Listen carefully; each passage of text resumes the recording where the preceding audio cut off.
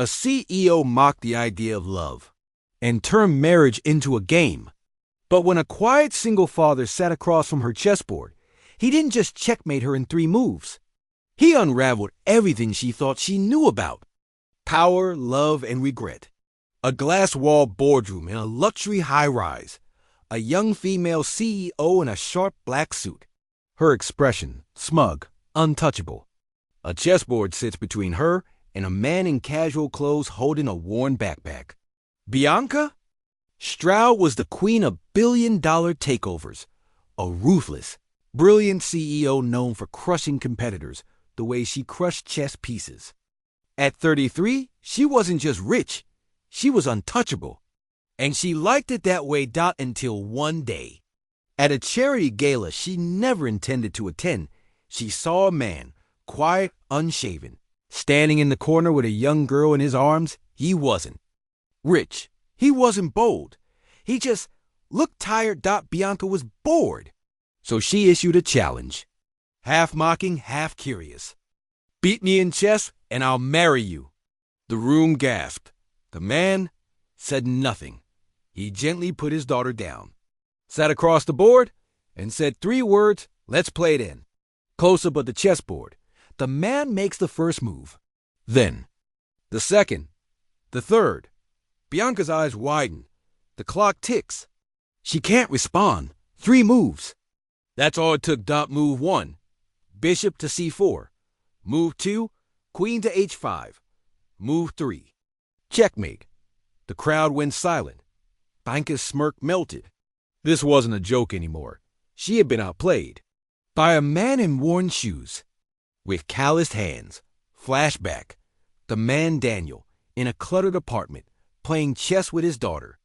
On a cardboard board, he teaches her gently. They laugh, surrounded by warmth. His name was Daniel, a mechanic, a widowed single dad who hadn't played competitively in years. Once, he was a prodigy, a boy genius who played grandmasters before. Age 12, but love, war, and tragedy had other plans. He gave up chess after his wife died in childbirth, until his daughter, Lily, begged him to play again. That night, he didn't just win a game. He re-entered a world he thought he'd lost forever. Bianca alone in her penthouse. She looks at a framed photo of a younger version of herself with her father, a chessboard between them. Bianca wasn't laughing anymore, because the man didn't just beat her in a game. He cracked something inside her. She remembered him, her own father, a chess master. He taught her everything she knew in the day she beat him. He walked out and never came back. From that moment, winning meant everything. Because love had failed her, Daniel and Lily are invited to a dinner at Bianca's home. She watches them eat.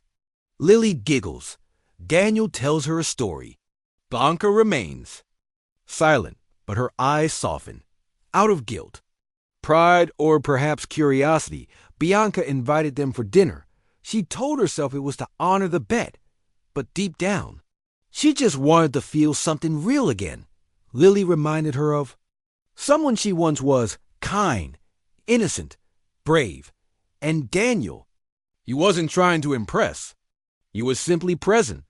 And for once, Bianca wasn't trying to win. She was listening. Daniel and Bianca sitting at a chessboard again, this time in a quiet garden at night. The air is tense, but peaceful. A week later, she asked for a rematch. But this time, not for marriage, not for power. Just for connection. They played slowly, each move laced with stories, memories, fears.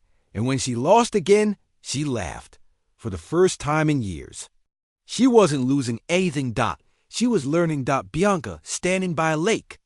Lily runs up and hugs her. Daniel watches from a distance. The sun sets behind them. Bianca never made him marry her. That was never the point.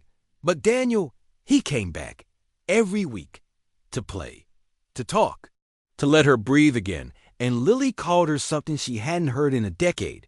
Friend. Bianca receives a package. Inside, a vintage chess clock and a letter in Daniel's handwriting. Months later, Bianca received a gift, a chess clock, and a note. I never wanted to win your hand. I only wanted to checkmate your heart. If you're ready for your next move, you know where I'll be. She clutched the note and smiled.